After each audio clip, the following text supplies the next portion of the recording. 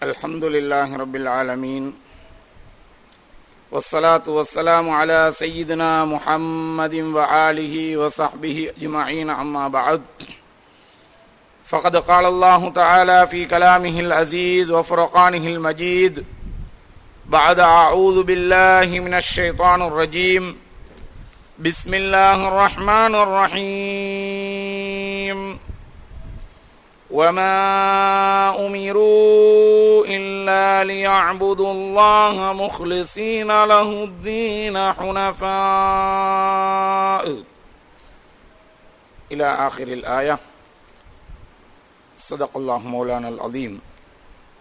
عن أبي هريرة رضي الله تعالى عنه أنه قال: سمعت رسول الله صلى الله عليه وسلم يقول: قال الله تبارك وتعالى: أنا أغنى الشركاء عن الشرك من عمل عملا أشرك فيه معي غيري تركته وشركه. صدق الله العظيم كما رواه مسلم.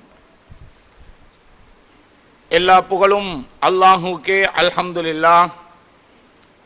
ஸலவாத்தும் சலாமும் எமது உயிரை விடவும் மேலான கண்மணி நாயகம் முஹம்மதுர் ரசூலுல்லாஹ் ஸல்லல்லாஹு அலைஹி வஸல்லம் அன்னவர்கள் மீதும், அன்னவர்களின் சிறப்புக்குரிய குடும்பத்தினர்கள், அன்னவர்களை பின்பற்றி ஒழுகிய உத்தம சஹாபாக்கள், தாபிஊன்கள், தபஉத் தாபிஈன்கள், சாலிஹூன்கள் அனைவர்கள் பேரிலும் மேற்கண்ட ஸலவாத்தும் சலாமும் என்றென்றும் உண்டாவதாக. அல்லாஹ்வுக்கு சுப்ஹானஹு தஆலாவினால் ஏவப்பட்ட கட்டளையை மதித்து அவனுடைய இல்லமாம் புனிதமான மஸ்ஜிதுக்கு சமூகம் அளித்து அவனுக்காகவே தரிபடுகிறேன் என்ற மேலான இஅ்திகாஃபுடைய நியத்தோடு வீற்றிருக்கும் அன்புக்குரிய இஸ்லாமிய தோழர்களே, சகோதரர்களே, எப்பொழுதும் எங்கும் அல்லாஹ் ஒருவனை மாத்திரம் பயந்து அவனுடைய கட்டளைகளை வாழ்க்கையில் கடைபிடித்தும் அவனுடைய விலக்கல்களிலிருந்து விலகியும் நடந்து கொள்ளுமாறு ஆரம்பமாக என்னையும் என்னுடைய குடும்பத்தினர்களையும் அப்பால் உங்கள் அனைவர்களையும் வலியுறுத்துகிறேன், அனைவருக்கும் வசியத்து செய்கிறேன். அன்புக்குரிய இஸ்லாமிய சகோதரர்களே, கண்ணியமான மாதமாகிய ஷஅபானுடைய மாதத்தின் இறுதி பகுதியில் நாங்கள் வீற்றிருக்கிறோம். ரமலானுடைய மேலான அந்த மாதத்தை யா அல்லாஹ் எங்கள் அனைவர்களுக்கும் நீ எத்தச் செய்வாயாக. அன்புக்குரியவர்களே, பிறக்க இருக்கின்ற மாதம் ரமலானுடைய மாதமாகும். நபிகள் நாயகம் ஸல்லல்லாஹு அலைஹி வஸல்லம் அன்னவர்கள் அந்த ரமலானை அடைய வேண்டும் என்ற ஆவலோடு அல்லாஹ்விடம் பிரார்த்தித்து வழிபார்த்திருந்த சிறப்புக்குரிய மாதமாகும் அந்த ரமலானுடைய மாதம். சென்ற ரமலானில் நம்மோடு இருந்த எத்தனையோ பேர்கள் இதுவரை நம்மை விட்டு பிரிந்தார்கள். ரமலானை அடைவதற்கு முன்னால் நம்மில் யார் அல்லாஹுவை போய் சந்திக்க இருக்கின்றோமோ உறுதியாக சொல்ல முடியாது. அந்த அளவுக்கு பொய்யான போலியான ஒரு உலக வாழ்க்கையில் நாங்கள் வாழ்ந்து கொண்டிருக்கிறோம்.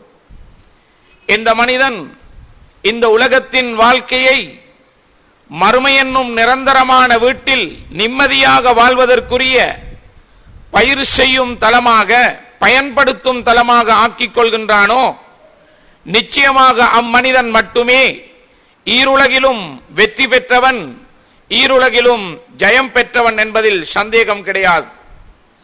ஆகவே நாம் அல்லாஹ்வுக்காக வேண்டி பிறந்திருக்கின்றோம், அல்லாஹ்வுக்காக வேண்டி வாழ வேண்டி இருக்கிறோம், அல்லாஹ்வுக்காக வேண்டியே இப்போ உலகை விட்டும் பிரிய வேண்டியவர்களாக இருக்கிறோம்.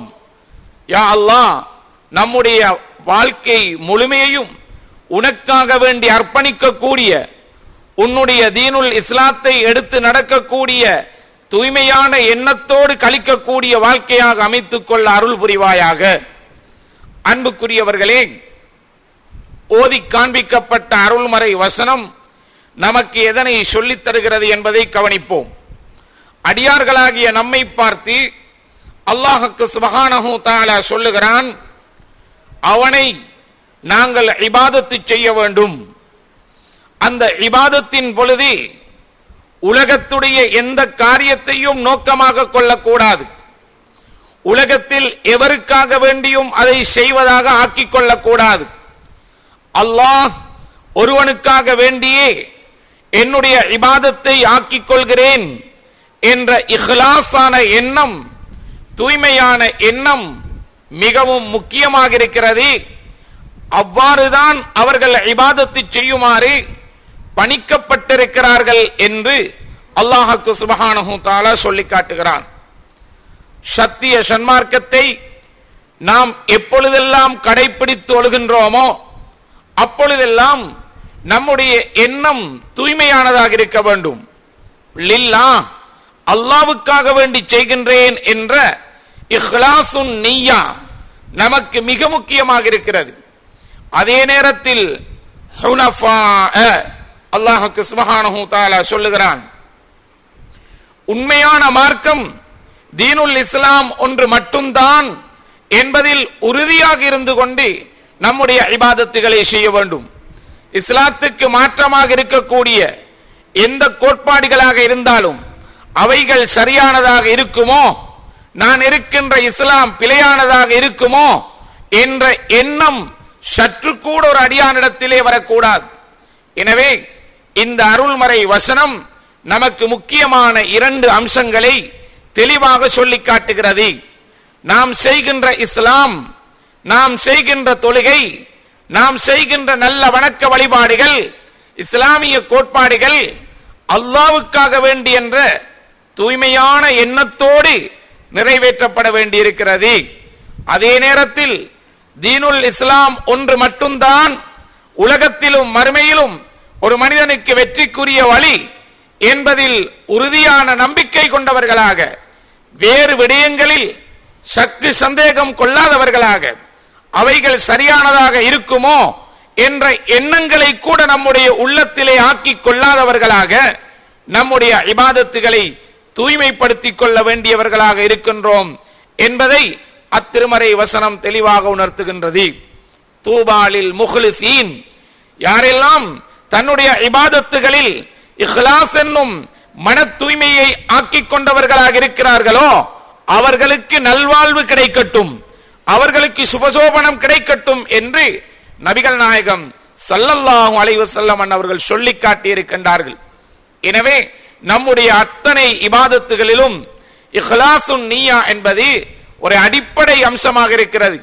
அப்பொழுதுதான் அவைகளுடைய உண்மையான பிரதிபலன்களை உலகத்திலும் மறுமையிலும் நம்மால் அடைந்து கொள்ள முடியுமாக இருக்கிறது.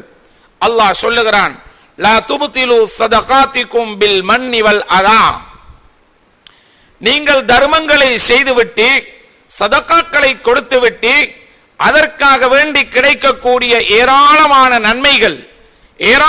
நன்மைகளை நீங்கள் இழந்து விடாதீர்கள்.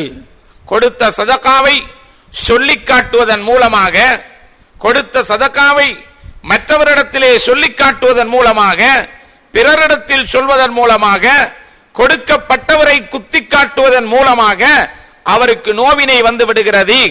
இப்பொழுது சதகாவின் மூலம் நமக்கு கிடைத்த மிகப்பெரிய நன்மைகளை நாங்கள் இழக்க வேண்டி வந்துவிடும் என்று அல்லாஹ் சொல்லிவிட்டு, கல்லதி யுன்ஃபிகு மாலஹு ரிஆஅன் நாசி, இம்மனிதன் எப்படிப்பட்டவன் என்று சொன்னால், தன்னிடம் இருக்கின்ற பணத்தை, தன்னிடம் இருக்கக்கூடிய பொருளை மக்கள் முன்னிலையில் தனக்கு பாராட்டு கிடைக்க வேண்டும், மக்கள் தன்னை ஒரு கொடை வள்ளல் என்று சொல்ல வேண்டும், மக்களுக்கு மத்தியில் நான் ஒரு சீமான் என்று பிரசித்தம் பெற வேண்டும், இது போன்ற உலகத்தின் நோக்கங்களை வைத்து செலவு செய்கின்றாரே, அப்படிப்பட்டவர் இவ்வாறான குற்றத்துக்கு ஆளாகிறார், தர்மத்தின் அத்தனை நன்மைகளையும் அவர் இழந்து விடுகிறார் என்று இஹ்லாஸ் இல்லாத நிலை பற்றியும் அதன் மூலம் வரக்கூடிய இழப்பு நஷ்டம் பற்றியும் அல்லாஹ் தஆலா சொல்லி காட்டுகிறான்.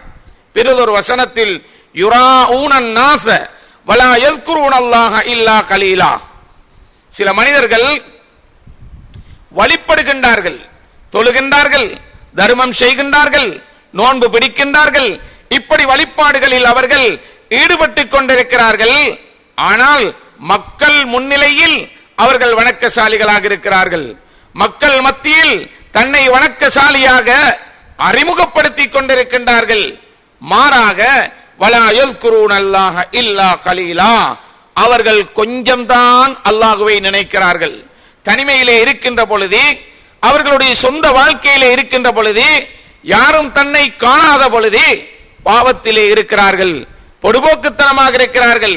இபாதத்திலே, தொழுகையிலே, குர்ஆன் திலாவத்திலே, ஏனைய நன்மையான காரியங்களிலே எந்த கவலையுமற்றவராக பொடுபோக்குத்தனம் உள்ளவராக இருக்கின்றார்கள். இப்படிப்பட்டவர்கள் அல்லதீன யுராஊன், இவர்கள் முகஸ்துதிக்காக வேண்டி வணக்கம் செய்கிறார்கள். மக்கள் முன்னிலையில் தன்னை ஒரு சிறந்தவர் என்று காட்டிக் கொள்வதற்காக, ஒரு வணக்கசாலி என்று காட்டிக் கொள்வதற்காக, மக்கள் முன்னிலையில் இருக்கின்ற பொழுது தன்னை ஒரு இபாதத்திலே ஈடுபாடு கொண்டொருவராக காட்டிக் கொள்கிறார். தனிமையிலே இருக்கின்ற பொழுது, சொந்த வாழ்க்கையை பார்க்கின்ற பொழுது ஃபரலான இபாதத்துகளில் கூட பொடுபோக்காக இருக்கின்றாரே, இப்படிப்பட்டவர்களுக்கு செய்கின்ற இபாதத்துகளுக்கு நன்மை கிடைக்க முடியாது என்பதை மேற்கண்ட வசனத்தினூடாக தஃசீருடைய உலமாக்கள் நமக்கு தெளிவாக சொல்லி காட்டுகின்றார். நபிகள் நாயகம் ஸல்லல்லாஹு அலைஹி வஸல்லம் அன்னவர்கள் அல்லாஹ் சொன்னதாக சொல்லி ஒரு தகவலை அபூ ஹுரைரா ரலியல்லாஹு அன்ஹு அவர்கள் அறிவிக்கின்றார். அல்லாஹ் சொல்லுகிறான், அன அக்ன ஷுரகா அனி ஷிர்கி, இணை வைக்கின்றது என்ற காரியத்தை விட்டும் நான் மிகவும் தேவையற்றவனாக இருக்கின்றேன். நான் உலகத்தில் மிகப்பெரிய ஷீமானாக இருக்கிறேன். நான் உலகத்தில் மிக குதிரத்துள்ள வல்லமை படைத்தவனாக இருக்கிறேன். உலகத்தில் மிகவும் கண்ணியத்துக்குரியவனாக இருக்கிறேன். இப்படிப்பட்ட கண்ணியத்தோடு, பலத்தோடு, செல்வத்தோடு இருக்கக்கூடிய எனக்கு யாருடைய புகழும் அவசியம் இல்லை, யாருடைய மதிப்பும் எனக்கு அவசியம் இல்லை. நான் கண்ணியத்துக்கு சொந்தக்காரனாக இருக்கிறேன், வல்லமைக்கு சொந்தக்காரனாக இருக்கிறேன், பணங்கள் முழு உலகத்துக்கும் சொந்தக்காரனாக இருக்கிறேன், உலகத்துக்கு மிகப்பெரிய சீமானாக இருக்கிறேன்.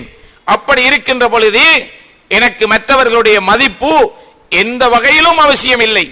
இப்படி அல்லாஹ் சொல்லிவிட்டு, மன் அமில அமலன் அஷ்ரக ஃபீஹி மஇ கைரி, எவராவது ஒரு அமலை செய்து அந்த அமல் என்னோடு இன்னொருவரை இணைத்துக் கொண்டு விட்டால், நான் அல்லாஹ்வுக்காக தொழுகிறேன் என்று தக்பீர் சொல்லி தொழுகையிலே ஈடுபடுகிறேன், அத்தோடு அம்மனிதனுடைய உள்ளத்திலே பேரையும் புகழையும் எதிர்பார்க்கக்கூடிய தன்மை, மக்களுக்கு மத்தியில் மதிப்பையும் மரியாதையும் எதிர்பார்க்கக்கூடிய தன்மை கூடிவிடுகிறது என்றால், அங்கே அவர் அல்லாஹ்வுடன் இன்னொன்றை இணைத்து விட்டார். இப்பொழுது அல்லாஹ் சொல்லுகிறார், தரக்துஹு வஷிர்கஹு, நான் அவனையும் விட்டுவிட்டேன், அவன் சேர்த்ததையும் விட்டுவிட்டேன். அவனின் பக்கம் எனக்கு எந்த கவனமும் இல்லை. அல்லாஹ்வுடைய ரஹமத்து அந்த அடியானுக்கு கிடைப்பதற்கு வாய்ப்பு இல்லை என்பதை அல்லாஹ் சொல்வதாக நபிகள் நாயகம் ஸல்லல்லாஹு அலைஹி வஸல்லம் அவர்கள் சொல்லி காட்டுகின்றார். எனவே நம்முடைய சகல இபாதத்துகளின் பொழுதும் தூய்மையான எண்ணம், நம்முடைய இபாதத்துகளை அல்லாஹ்வுக்காக வேண்டி நிறைவேற்றுகின்றேன் என்ற மனப்பக்குவம் நமக்கு மிக முக்கியமானதாக இருக்கிறது. அது நோன்பு, ஜகாத், சதகா எதுவாக இருந்தாலும் அத்தனை நன்மையான காரியங்களிலும் தூய்மையான எண்ணத்தை தான் வலியுறுத்துகின்றது இஸ்லாம் என்பதை நாங்கள் கருத்தில் கொள்ள வேண்டியவர்களாக இருந்து கொண்டிருக்கிறோம். நபிகள் நாயகம் ஸல்லல்லாஹு அலைஹி வஸல்லம் அவர்கள் சொன்னார்கள், நாளை மறுமை நாளையில் ஆரம்பமாக தீர்ப்பு சொல்லி முடிவு கட்டப்படக்கூடிய சில மனிதர்களுடைய கதிகளை எடுத்து காட்டினார்கள். அதிலே ஒரு மனிதன் எப்படிப்பட்டவர் என்றால், அல்லாஹ்வுக்காக வேண்டி அவர் யுத்தம் செய்தார் என்ற பெயரில் யுத்தத்திலே ஈடுபட்டு ஷஹீதாக்கப்பட்டு விட்டார். இஸ்லாத்தின் எதிரிகளுடன் போராடி இருப்பார். உலகத்திலே சத்தியத்துக்கும் அசத்தியத்துக்கும் மத்தியில் எழுந்த யுத்தத்தில் தன்னை ஈடுபடுத்திக் கொண்டிருப்பார். இப்பொழுது இப்படிப்பட்ட தைரியத்தோடு போராடி ஷஹீதாகிவிட்ட, உயிர் துறந்து விட்ட ஒரு மனிதரை மறுமை நாளையில் அல்லாஹ் நிறுத்தி அவனுக்காக அல்லாஹ் கொடுத்திருந்த பாக்கியங்களை சொல்லி காட்டுவான். உனக்கு உலகத்தில் தைரியத்தை தந்திருந்தேன், பலத்தை தந்திருந்தேன், சக்தியை தந்திருந்தேன், ஃபமா அமில்த ஃபீஹா, இவைகளை வைத்து நீ என்ன செய்தாய், எப்படி நடந்து கொண்டாய், உன்னுடைய பலத்தை சண்டித்தனத்தை எதற்காக வேண்டி பயன்படுத்தினாய்? காதல்து ஃபீக ஹத்தஸ்துஷ்ஹித்து, இறைவா நான் ஷஹீதாக்கப்படக்கூடிய அளவுக்கு போராட்டத்திலே போராடினேன், நான் அதிலே ஷஹீதாகி விட்டேன் என்று சொல்லுவான். உண்மையிலே இஹ்லாஸோடு அல்லாஹ்வுக்காக வேண்டி என்ற மன தூய்மை உள்ளத்தில் இருந்திருந்தால் அவர் ஜெயம் பெற்றவராகி விடுகிறார். முதல் விசாரணைக்கு வந்தவர் அவருடைய நியத்தும் சாலிஹாவாக தூய்மையானதாக இருந்திருந்தால் நிச்சயமாக அவர் ஜெயம் பெற்றவராக மாறிவிடுகிறார். ஆனால் இம்மனிதனோ மறைக்கிறார். உள்ளத்தில் அவருடைய எண்ணம் இருந்தது, நான் சண்டியன் என்று சொல்லப்பட வேண்டும், உலகத்தார் என்னை மதிக்க வேண்டும். இப்படியான எண்ணம் உள்ளத்திலே இருக்க அவர் இஸ்லாத்தின் எதிரிகளுடன் போராடி ஷஹீத் என்ற பெயரை பெற்றுக் கொண்டிருந்தாலும் அல்லாஹ் சொல்லுவான், கதபுத, நீ பொய் சொல்லுகிறாய்.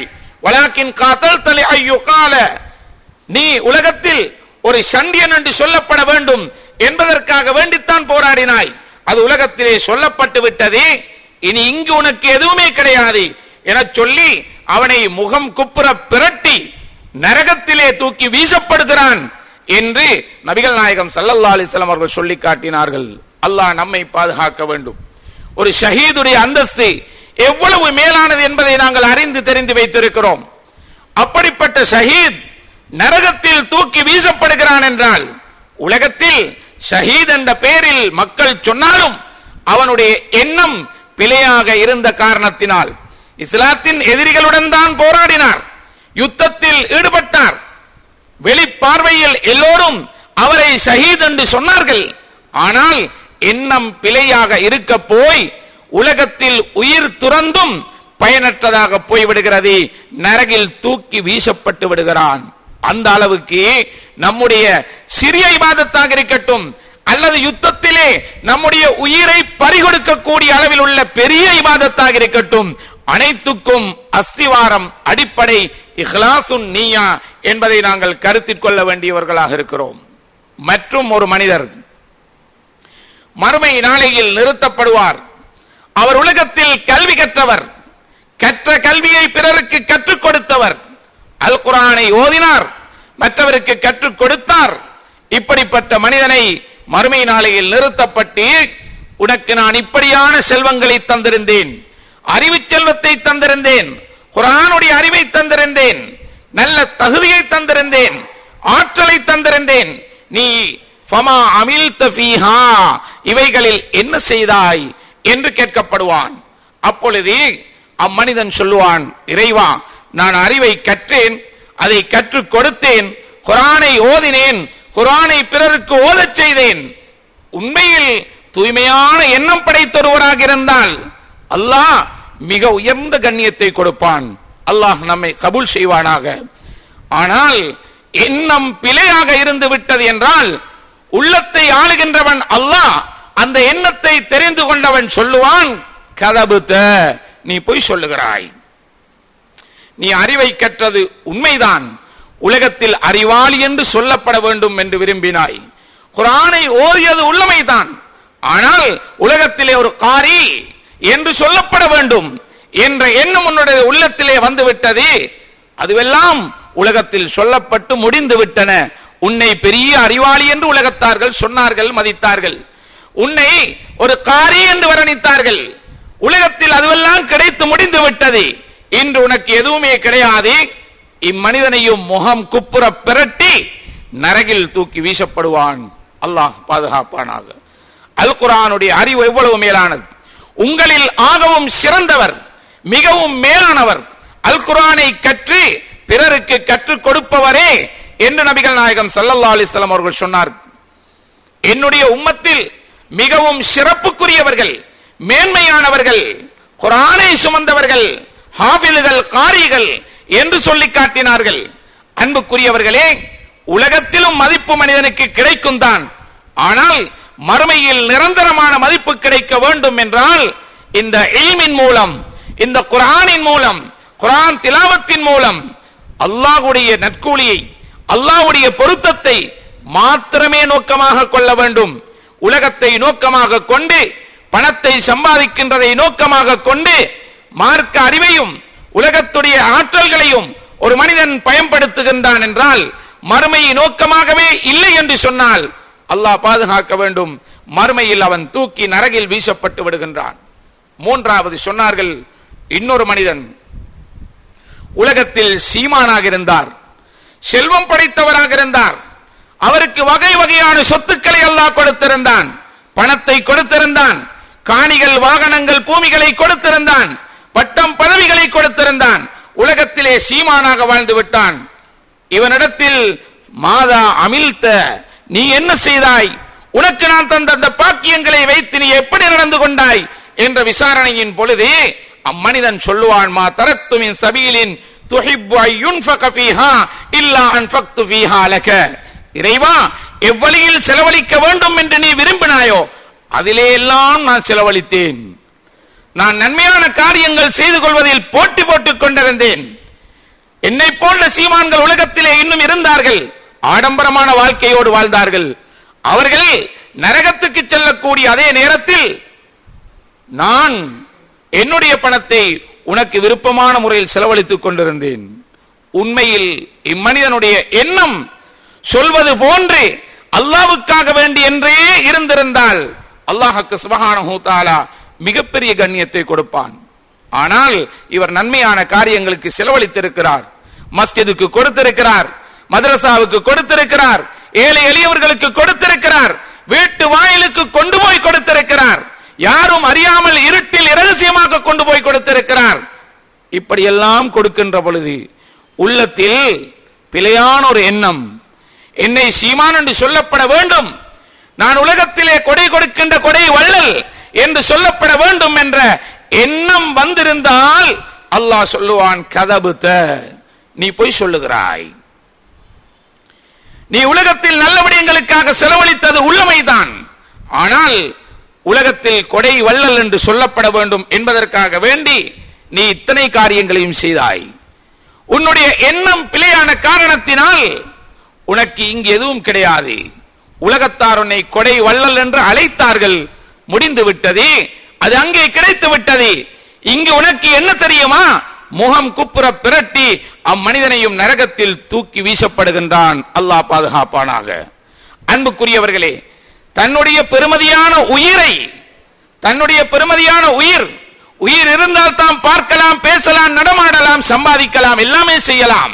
அந்த உயிரை இஸ்லாத்துக்காக வேண்டி அர்ப்பணிக்கக்கூடிய ஒரு மனிதனின் எண்ணம் இஸ்லாத்துக்காக வேண்டி, அல்லாஹ்வுக்காக வேண்டி என்று இல்லாமல் உலகத்துடைய ஒரு நோக்கம் என்று வந்துவிட்டால் அந்த நோக்கம் பிழையான காரணத்தினால் எவ்வளவு பெருமதியான உயிராக இருந்தும் அவனுக்கு விமோச்சனம் மறுமையிலே கிடைப்பதில்லை. கல்வி என்பது மேன்மையானது, மகத்துவமானது. கல்வியிலும் ஏற்றமானது சன்மார்க்கத்துடைய அறிவாகும், குர்ஆனுடைய அறிவாகும். அதை கற்றிருந்தார், கற்றுக் கொடுத்தார்.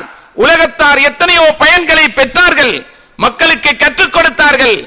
எண்ணம் பிழையாக இருந்தால், உலகத்தை அடைய வேண்டும் என்ற நோக்கம் தான் அங்கு இருக்கிறது என்றால், அன்புக்குரியவர்களே, எவ்வளவு பெருமதியான அந்த அறிவை பெற்றிருந்தும் பயனில்லை. மறுமையில் அவர் கேவலப்படுத்தப்படுகிறார், வேதனைக்குள்ளாக்கப்படுகிறார். உலகத்திலே சீமானாக செல்வத்தோடு வாழக்கூடிய பாக்கியத்தை அல்லாஹ் தந்திருக்கின்ற பொழுது நம்முடைய பணத்தை நல்வழிகளில் நாங்கள் செலவழிக்க வேண்டும். அப்பொழுது நம்முடைய எண்ணம் தூய்மையாக இருந்தால் தான் நிச்சயமாக நிரந்தரமான அந்த மறுமையின் வாழ்க்கையிலே அல்லாஹ்வுக்கு சுப்ஹானஹு தஆலா உண்மையான விமோச்சனத்தை அந்த செல்வந்தர்களுக்கு வைத்திருக்கிறான். எண்ணம் தூய்மையாக இருப்பது ஒவ்வொரு இபாதத்துக்கும், தொழுகை நோன்பு மட்டுமல்ல, சதகா தர்மம் போன்ற அத்தனை காரியங்களுக்கும் அஸ்திவாரமாக அடிப்படையாக இருக்கிறது. எண்ணம் தூய்மையாக இருப்பது முக்கியமாக இருக்கிறது என்பதை இந்த ஹதீஸ் நமக்கு தெளிவாக எடுத்து காட்டுகிறது. அப்துல்லா இப்னு உமர் ரலியல்லாஹு அன்ஹுமா அவர்கள் சொல்லுகிறார்கள், சில மனிதர்கள் சொன்னார்களாம், இன்னா நதுகுலு அலா ஸலாத்தீனினா, எங்கள் தலைவர்களிடத்திலே நாங்கள் போய் வருகிறோம். அப்படி போய் வரக்கூடிய நேரத்தில் ஃபனகூலு லஹும் பிகிலாஃபி மா நதகல்லமு இதா ஹரஜினா மின் இந்திஹிம், வெளியே இருக்கின்ற பொழுது அவர்களை பற்றி பேசக்கூடியதற்கு மாற்றமான சில தகவல்களை நாங்கள் அவர்களுடன் பேசுவோம். அப்படி என்றால், கடையில் நான் ஒரு பஸ்ஸுக்கு கீழ் வேலை செய்கிறேன், ஒரு இடத்திலே ஒரு ஸ்தாபனத்திலே ஒரு அதிபருக்கு கீழ் நான் வேலை செய்கிறேன், பொறுப்பான ஒருவருக்கு கீழ் நான் இருக்கிறேன். அவரோடு நெருக்கமாக இருக்கின்ற பொழுது, அவர் முன்னிலையில் இருக்கின்ற பொழுது நல்லவனாக நடந்து கொள்கிறேன், அவருடைய கட்டளைக்கு அடிபணிந்து நடக்கிறேன், அவருடைய சொல் கேட்டு நடக்கிறேன், அவரை மதிப்பவராக காட்டிக் கொண்டிருக்கிறேன். ஆனால் அவரை விட்டு விலகி வந்து விட்டால், அல்லது அவர் வரவில்லை, தலைவர் அன்றைய தினம் இல்லை, பொறுப்பானவர் இல்லை என்ற நேரம் வந்துவிட்டால் அந்த தலைவருக்கு மோசடி செய்யக்கூடியவராக, அவருடைய கட்டளைக்கு மாற்றம் செய்யக்கூடியவராக அவர் இருக்கின்ற பொழுது எப்படி சீராக சிறப்பாக நடக்கின்றோமோ அதற்கு மாற்றமாக அவர் இல்லாத பொழுது நடந்து கொள்ளக்கூடியவர்களாக இருக்கின்றோம். இப்படியான தன்மை பற்றி சில மனிதர்கள் சொன்ன பொழுது அப்துல்லா இப்னு உமர் ரலியல்லாஹு அன்ஹு அவர்கள் சொல்லுகிறார்கள், குன்னா நுஇத்து ஹாதா நிஃபாகன் அலா அஹ்தி ரசூலில்லாஹி ஸல்லல்லாஹு அலைஹி வஸல்லம், ஸல்லல்லாஹு அலைஹி வஸல்லம் அவருடைய காலத்திலே இப்படி யாராவது நடந்து கொண்டால் இதனை முனாஃபிக்குத்தனம் என்று நாங்கள் சொல்லுவோம், இது முனாஃபிக்குத்தனம் என்று சொல்லப்படக்கூடியதாக இருக்கும் என்று சொல்லி காட்டினார்கள். இன்று நம்மில் இப்படியான மாயாஜால வித்தையில் ஈடுபடக்கூடியவர்கள் எத்தனை பேர்கள் இருக்கிறோம்? மாதம் முடிகின்ற பொழுது நமது தலைவரிடத்திலே சம்பளத்தை எடுக்கிறோம், நம்முடைய குடும்ப வாழ்க்கைக்கு அவர் உதவியாக இருக்கிறார், வருடத்தில் பல சந்தர்ப்பங்களில் நமக்கு ஒத்தாசையாக இருக்கிறார், அவருடைய முன்னிலையில் நல்லவராக நடிக்கின்றோம், அவருடைய முன்னிலையில் நல்லவரை போன்று பாசாங்கு செய்கிறோம், அவருக்கு வழிபட்டு நடப்பவராக நம்மை காட்டிக் கொள்கிறோம். அவர் இல்லாத வேளையில், அவர் வராத பொழுது அல்லது அவரை விட்டு விலகி நடக்கக்கூடிய நேரத்தில் அவருக்கு ஏசுபவராக அல்லது அவருடைய கட்டளைக்கு மாறு செய்யக்கூடியவராக, அவர் தந்திருக்கின்ற பொறுப்புகளுக்கு மாற்றம் செய்பவர்களாக நடந்து கொள்பவர்கள் நம்மில் எத்தனை பேர்கள் இருக்கிறோம்? இதே நயவஞ்சகத்தனம். அங்கே அல்லாஹ்வுடைய இபாதத்தில் மன தூய்மை வர வேண்டும். அதுபோல நாம் ஹலாலான முறையில் உழைத்து நம்முடைய வாழ்க்கையை ஓட்டுவதற்கு காரணகர்த்தாவாக இருக்கிறோம். நாம் ஒருவருடைய முன்னிலையில் பொறுப்போடு இருக்கிறோம் என்றால் நம்முடைய பொறுப்பிலும் நமக்கு தூய்மையான எண்ணம் அவசியமாக இருக்கின்றது என்பதை இந்த சம்பவம் நமக்கு தெளிவாக எடுத்து காட்டுகின்றது. நபிகள் நாயகம் ஸல்லல்லாஹு அலைஹி வஸல்லம் அவர்கள் சொன்னார்கள், மன் தஅல்லம இல்மன், யார் அறிவை கற்கிறாரோ, மிம்மா யுப்தகா பிஹி வஜ்ஹுல்லாஹ், அந்த இல்மை கற்பதன் மூலமாக அல்லாஹ்வுடைய பொருத்தத்தை அடைந்து கொள்ள முடியும். அப்படி இல்மை கற்றுக்கொள்ள வேண்டி இருக்க இவர் லா யதஅல்லமுஹு இல்லா லியுஸீப பிஹி அரலம் மினத் துன்யா, துன்யாவுடைய லாபத்தை நோக்கமாக வைத்து கற்கிறார். அறிவின் மூலம், இல்மின் மூலம் அல்லாஹ்வுடைய பொருத்தத்தை அடைந்து கொள்ள முடியும். அப்படிப்பட்ட அறிவை கற்றுக்கொள்கிறார். ஆனால் அல்லாஹ்வுடைய பொருத்தம் இவருடைய நோக்கம் அல்ல. இந்த அறிவின் மூலம், இந்த ஹிஃப்லின் மூலம், இந்த படிப்பின் மூலம் உலகத்தை சம்பாதிக்கலாம், உலகத்தில் பல்லாயிரக்கணக்கான ரூபாய்களை அடைந்து கொள்ளலாம், பல பரிசில்களை பெறலாம், பல பாராட்டுக்களை பெறலாம், உலகத்தில் அங்கிங்கெல்லாம் சென்று எத்தனையோ வகை வகையான மதிப்பு மரியாதைகளை அடையலாம் என்ற நோக்கம் யாரிடத்திலே வந்து விடுகிறதோ அல்லாஹ் பாதுகாக்க வேண்டும். தீனுடைய இல்மை கொண்டு, சன்மார்க்க அறிவை கொண்டு, குர்ஆனுடைய ஹதீஸுடைய இல்மை கொண்டு, நுபுவத்துடைய இல்மை கொண்டு யார் உலகத்துடைய புகழை, உலகத்துடைய பொருளை, உலகத்துடைய பதவியை, உலகத்துடைய மதிப்பை நோக்கமாக கொள்கிறாரோ, நபிகள் நாயகம் ஸல்லல்லாஹு அலைஹி வஸல்லம் அவர்கள் சொன்னார்கள், லம் யஜித் அர்ஃபல் ஜன்னah யௌமல் கியாமா, மறுமை நாளையிலே சுவர்க்கத்தின் வாடையை கூட அவர் அனுபவிக்க மாட்டார். மறுமை நாளையில் சுவனத்துடைய வாடை கூட அவருக்கு கிடைக்காது என்று நபிகள் நாயகம் ஸல்லல்லாஹு அலைஹி வஸல்லம் அவர்கள் சொல்லி காட்டினார். எல்லாம் உலகத்தில் கிடைத்து விட்டது. அன்புக்குரியவர்களே, அல்லாஹ்வுக்காக வேண்டி என்ற தூய்மையான எண்ணம் நம்முடைய உள்ளத்திலே வந்து விட்டது என்றால், நோன்பு வருகிறது, குர்ஆனுடைய மாதம், இபாதத்துகளுக்கு இரட்டிப்பு நன்மை, ஒரு ஃபர்லுக்கு 70 ஃபர்லுகளுடைய நன்மை, ஒரு சுன்னத்துக்கு ஃபர்லுடைய நன்மை, இப்படி எல்லாம் அடுக்கடுக்காக நாங்கள் பயான்களிலே கேட்கிறோம். நம்முடைய அத்தனை இபாதத்துகளுக்கும் உண்மையான பிரதிபலிப்பு கிடைக்க வேண்டும் என்றால், நாம் கேட்கின்ற துஆக்கள் கபூலாக வேண்டும் என்றால், நாம் ஓதுகின்ற குனூத்துகளின் பிரதிபலனை அடைய வேண்டும் என்று சொன்னால், அத்தனை இபாதத்துக்கும் இஹ்லாசுன் நிய்யா மிக முக்கியமாக இருக்கிறது என்பதை தெரிந்து கொள்வதற்காக இந்த தகவல்களை உங்கள் முன்னிலையிலே ஞாபகப்படுத்தினேன். யா அல்லாஹ், எங்களுடைய பாவங்களை மன்னித்தருள்வாயாக, எம்மை பெற்றவர்களுடைய பாவங்களை மன்னித்தருள்வாயாக, நாம் பெற்றவர்களுடைய பாவங்களை மன்னித்தருள்வாயாக, நமக்கு அறிவூட்டிய ஆசான்கள் உஸ்தாதுமார்களுடைய பாவங்களை மன்னித்தருள்வாயாக.